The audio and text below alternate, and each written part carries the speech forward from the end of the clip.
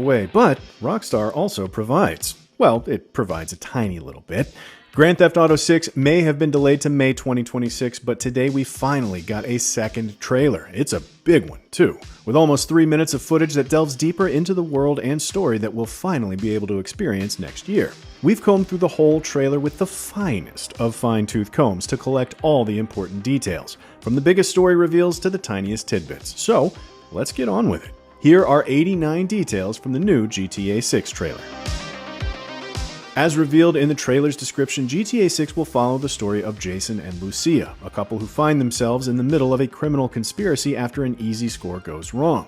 Our first protagonist is Jason Duval, a dude just looking for an easy life in a world that keeps making things harder. He had a troubled youth, something he attempted to escape by joining the army, but his dark past keeps catching up with him. These days, it seems like he's working in sales and services for the Leonida Marine Center, as seen on this t-shirt he's wearing in a couple of scenes. But we also know, thanks to information from the newly updated GTA website, that he's working for local drug runners too. Jason falls in love with Lucia Caminos, our second protagonist. She's recently served a stint in the Leonida Penitentiary, but now that she's out, she plans to build a better life for herself. A life with Jason, and probably a lot of guns, drugs, and explosions, if prior GTA games are anything to go by. Early in the trailer, we're introduced to Jason's landlord, an old geezer called Brian. Just go get me my checks! Brian, or Mr. Hater to you, is a longtime drug runner, smuggling product through the Leonida Keys. He does this via his very legitimate boat business, Brian's Boat Works and Marina, which we see later on in the trailer.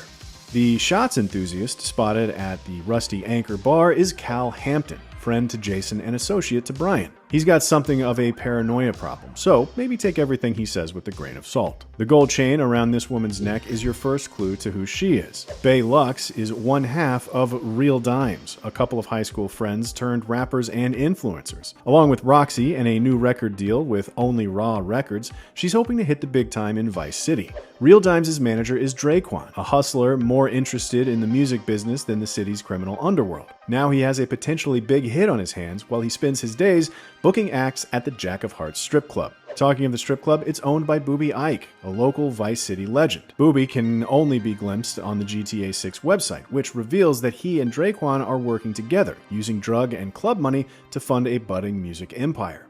Finally, the eighth major character we've been introduced to in the latest information drop is Raul Bautista. Like Booby Ike, we don't actually see Raul in the trailer itself, but the GTA 6 website reveals that he is a charming and cunning bank robber who works with Lucia on a score. He's a reckless operator, so expect things to go very, very wrong.